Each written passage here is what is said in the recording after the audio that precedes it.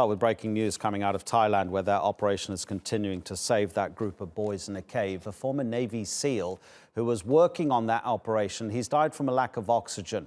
The whole operation to help the group that's been stuck for almost 2 weeks now, it is very much a race against time. Heavy rain is forecast to fall in the next few days. The fears are that that rain will raise the water levels inside the cave, threatening to overwhelm the very area where the group is sheltering. The boys and their football coach had already been in the underground complex for 9 days when they were finally discovered on Monday, about 4,000 meters from the entrance. They have received food, blankets, and medical attention. Indeed, a doctor is with them 24 hours a day now. They've also been given training in diving. Rescue workers have been asked to assess the risk of getting them out immediately, with the round trip in and out. It could take about 11 hours. Some of it would be underwater. TRT World's John Joe Regan is on the scene in Chiang Rai. What more do we know about the former Navy SEAL and his death, John Joe?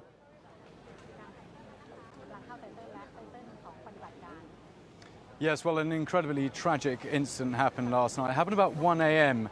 local time. We were told about 2 hours ago by officials here that a former Thai Navy SEAL, Saman Punan, he was 38 years old. He was in the cave. He was laying oxygen tanks along the cave for a potential rescue attempt that might happen in the future.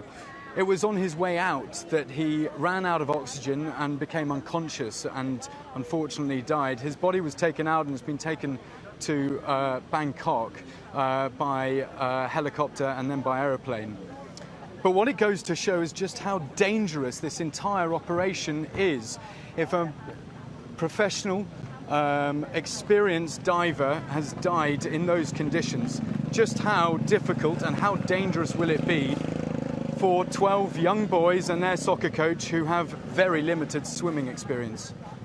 OK, John Joe, just stay with us because we have the commander of the Navy SEALs unit talking about the death of, he may well have been a volunteer, but he was helping in the operation. He was a former Navy SEAL, as you say. Let's just hear what the commander of the unit has to say. The conditions in the cave are tough.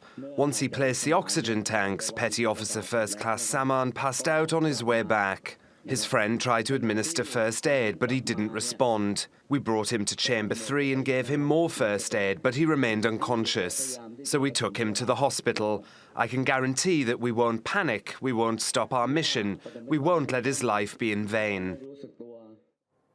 So as the commander says, John Joe, the mission continues. Has there, though, been a pause because of what's happened? Is there any news about when they might actually begin to extract these boys because of the threat of that heavy rain that's coming?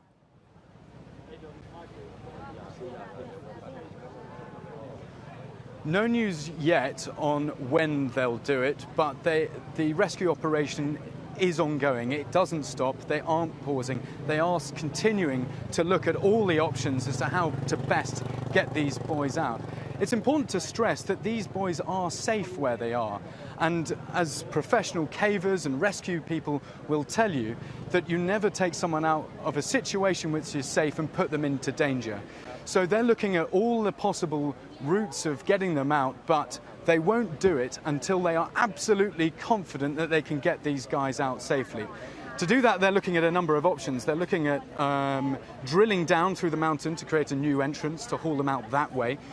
But I think the main way that they're thinking about getting these boys out is by pumping out as much water as they can so that the boys don't have to dive at all, because we've seen just how dangerous diving is. They don't want that to happen. That is only going to happen in very extreme circumstances.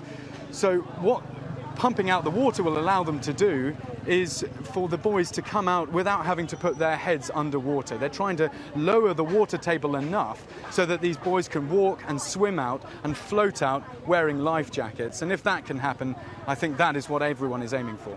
John Joe, thank you very much indeed. My colleague John Joe Regan at the scene in Chiang Rai, where that rescue operation continues.